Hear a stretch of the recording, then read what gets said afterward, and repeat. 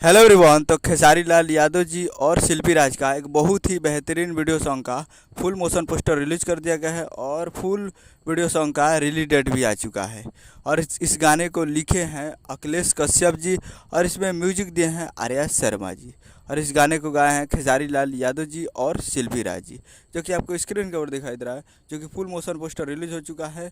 और वीडियो में खेसारी लाल यादव जी और कृति वर्मा जी फिट में है। कृति वर्मा जी, तो ये फुल मोशन पोस्टर आ चुका है और ये शाम को ही फुल मोशन पोस्टर 3 बजे को रिलीज़ कर दिया गया है, जो कि काफ़ी बेहतरीन मोशन पोस्टर है। और कल इसका टीजर आएगा। जी हाँ, कल इसका टीजर आएगा। आज मोशन पोस्टर आ गया और परसों इसका वीडियो आएगा।